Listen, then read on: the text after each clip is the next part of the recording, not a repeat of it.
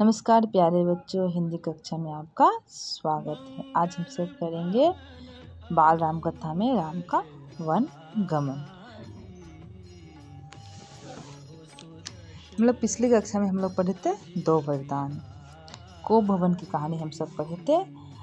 आज हम लोग पढ़ेंगे राम का वन गमन। कोप भवन के घटनाक्रम की जानकारी बाहर किसी को नहीं थी, यद्यपि सभी सारी रात जागे थे। कैकेयी अपनी जीत पर अड़ी हुई, राजा दशरथ उन्हें समझाते हुए, नगरवासी राज्याभिषेक की तैयारी करते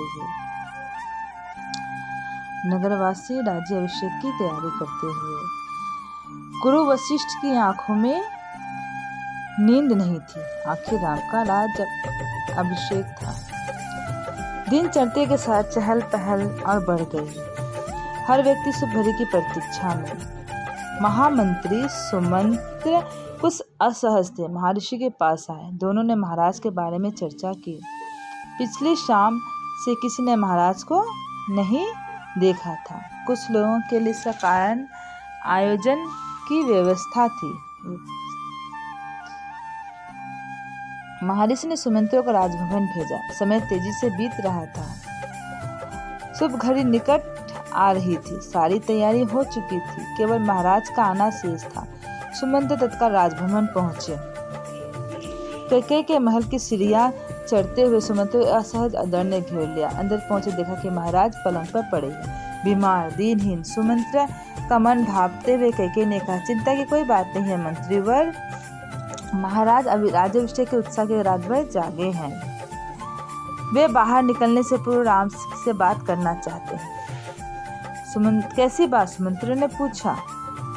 मैं नहीं जानती, अपने मन की बात वे राम को ही बताएंगे। आप उन्हें बुला लाइए। दशरथ बहुत क्षीण स्वर में राम को बुलाने की आज्ञा दी। सुमंत्र के मन में कई तरह की शंकाएं थी, पर वे उन्हें टालते रहे। राम ने निवास के बाहर भारी भीड़ थी। लक्ष्मण भी वहीं थे। भवन को सजाया गया था। उसकी चमक दमक देखने योग्य थी। सुमंत्र को देखकर कोलाहल बढ़ गया। लोगों के लिए यह एक संकेत था राज्याभिषेक के लिए राम को आमंत्रित करने का। सुमंत्र ने कहा, राजकुमार, महाराज ने आपको बुलाया है, आप मेरे साथ चले। कुछ ही पल में राम वहां पहुंच गए। लक्ष्मण साथ थे। दोनों भाई विस्मित थे। वे राजसी वस्त्रों में थे, सजे धजे। लोग जय जयकार करने लगे। पुष्प वर्षा होने लगी। राजकुमार समझ नहीं पा रहे थे कि महाराज ने उन्हें अचानक क्यों बुलाया। लोग समझ रहे थे कि राम राज्याभिषेक के लिए जा रहे हैं। महल में पहुंचकर राम ने पिता को प्रणाम किया, फिर माता कैकेयी को। राम को देखते ही दशरथ बेसुध हो गए। उनके मुंह से एक ही हल्की सी आवाज निकली, राम। उन्हें होश आया तब भी वे कुछ बोल नहीं सके। थोड़ी देर तक चुप्पी रही, असहज सन्नाटा। कोई कुछ नहीं बोला तो राम ने पिता से पूछा, क्या मुझसे कोई अपराध हुआ है? कोई कुछ बोलता क्यों नहीं? आप ही बताइए माते। महाराज दशरथ ने मुझे एक बार 2 वरदान दिए थे। मैंने कल रात वही दोनों वरदान मांगे जिससे वे पीछे हट रहे हैं। यह शास्त्र सम्मत नहीं है, गुरुकुल की नीति के विरुद्ध है। कैकेयी के बोलना जारी रखा, मैं चाहती हूँ कि राज्याभिषेक भरत को हो और तुम 14 वर्ष वन में रहो। महाराज यही बात तुमसे नहीं कह पा रहे। राम संशय रहे। उन्हें दृढ़ता से कहा, पिता का वचन अवश्य पूरा होगा। भरत की राजगद्दी दी जाएगी। मैं आज ही वन चला जाऊंगा। राम की शांत और सदी हुई वाणी सुनकर कैकेयी के चेहरे पर प्रसन्नता छा गई। उनकी मनोकामना पूर्ण हुई। राजा दशरथ चुपचाप सब कुछ देख रहे थे। स्पंदहीन कैकेयी की ओर देखते हुए उन्हें मुंह से बस एक ही शब्द निकला, धिक्कार। कैकेयी के महल से निकलकर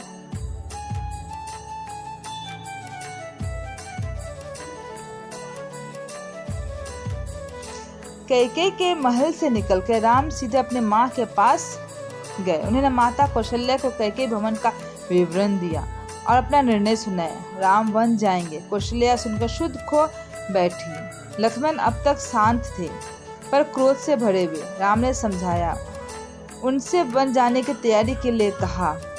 कौशल्या का मन था कि राम को रोक ले, वन न जाने दे।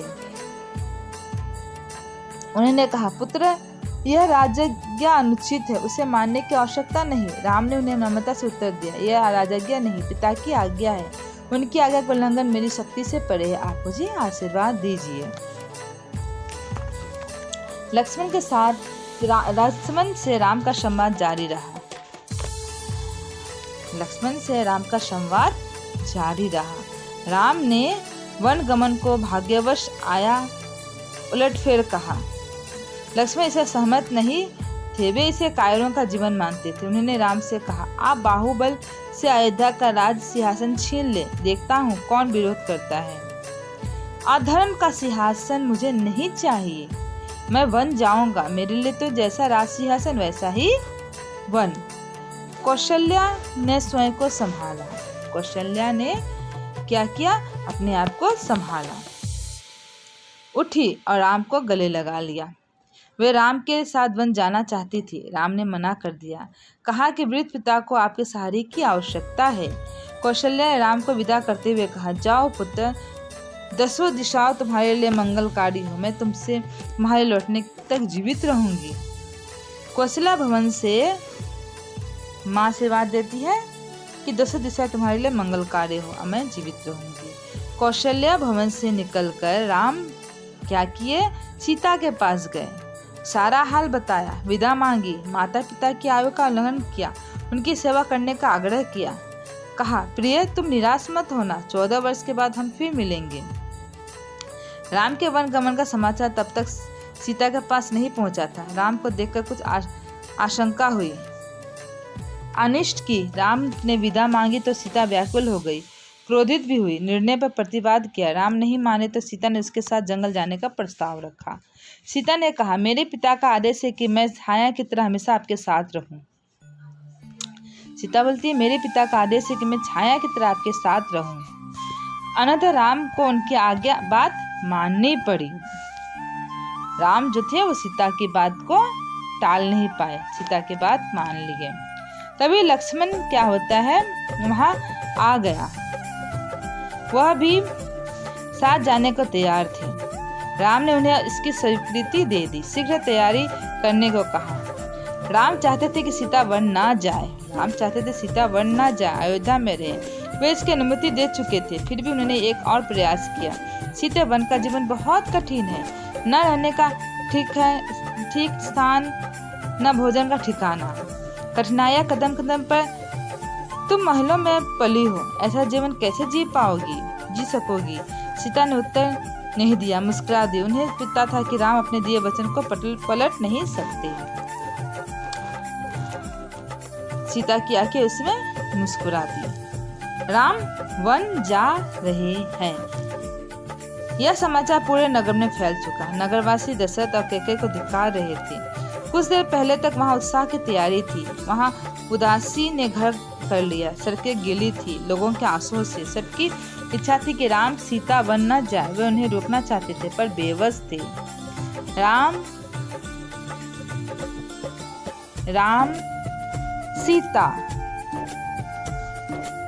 सीता और लक्ष्मण जंगल जाने के लिए पिता का आशीर्वाद लेने गए।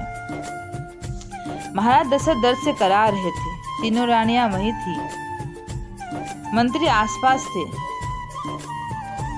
मंत्रीगण रानी कैकेयी को अब भी समझा रहे थे।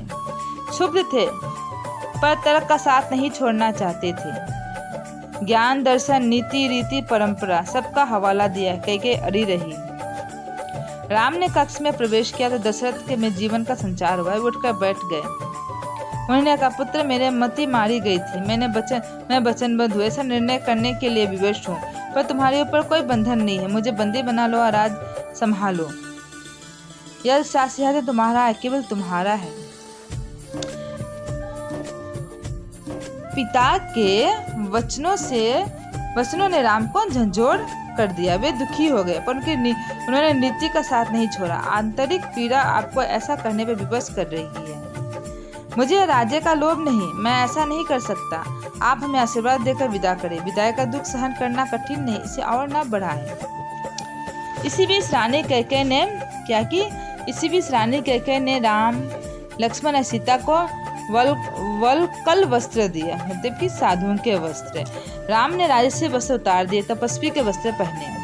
सीता को तपस्वी के वेश में देखना सबसे अधिक दुखदायी था। महर्षि वशिष्ठ अब तक शांत थे, उन्हें क्रोध आ गया। उन्होंने कहा, सीता वन जाएगी तो सब अयोध्यावासी इसके साथ जाएंगे। भरत सुनी अयोध्या पर राज करेगा, यहाँ कोई नहीं रहेगा, पशु पक्षी भी नहीं। एक बार फिर राम ने सबको अनुमति मांगी। एक बार राम क्या के फिर सबसे अनुमति मांगी। आगे आगे राम, पीछे सीता, उनके पीछे सीता, उनके पीछे लक्ष्मण। महल के ठीक बाहर मंत्री सुमित्र रथ लेकर खड़े थे। रथ पर चढ़कर राम ने कहा, महामंत्री रथ तेज से लाइए। नगरवासी रथ के पीछे दौड़े। राजा दशरथ और माता कौशल्या भी पीछे पीछे। सब रो रहे थे, सबकी आंखों में आंसू थे। पुरुष, महिलाएं, बुढ़े, जवान, बच्चे मीलों तक नंगे पांव चलते रहे। राम यह दृश्य देखकर विचलित हो गया, भावुक भी। उनसे यह देखना नहीं जा रहा था, उन्हें यह देखा नहीं जा रहा था। उन्हें सुमित्र रथ को और गति से हाँकने को कहा, ताकि लोग हार जाएं, थककर पीछे छूट जाएं, घर लौट जाएं। राजा दशरथ लगातार रथ की दिशा में नजरें गड़ाए थे, खड़े रहे, जब तक रथ आंखों से ओझल नहीं हो जाता। रथ दिखाना बंद हुआ तो धरती पर गिर पड़े। रथ दिन भर दौड़ता रहा। वन अभी दूर था। तमसा नदी के तट तक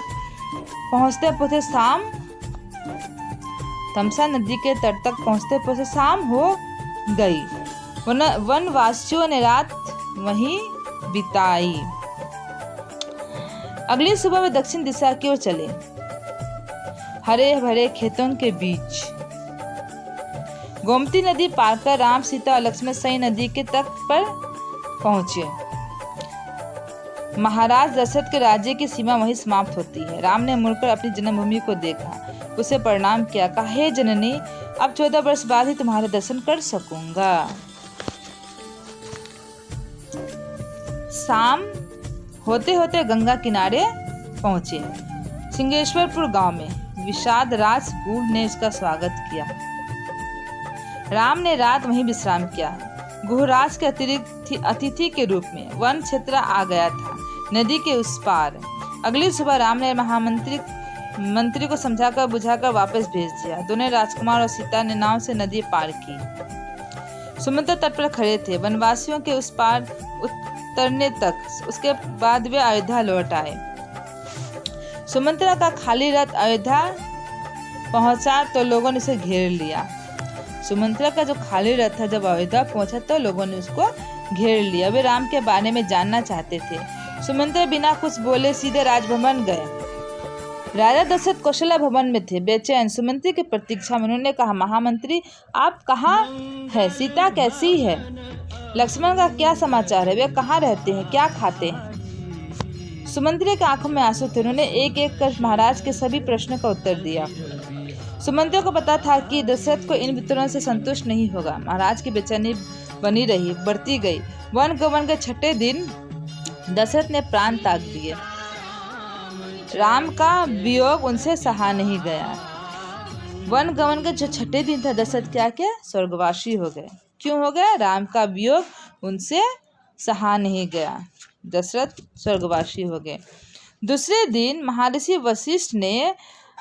दिन क्या होता है? महर्षि वशिष्ठ ने मंत्री परिषद से चर्चा की। सबकी राय थी राजगद्दी खाली नहीं रहनी चाहिए। तय हुआ कि भरत को तत्काल अयोध्या बुलाया जाए।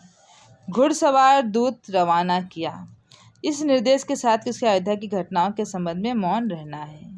आज यहीं तक करेंगे बच्चों। धन्यवाद।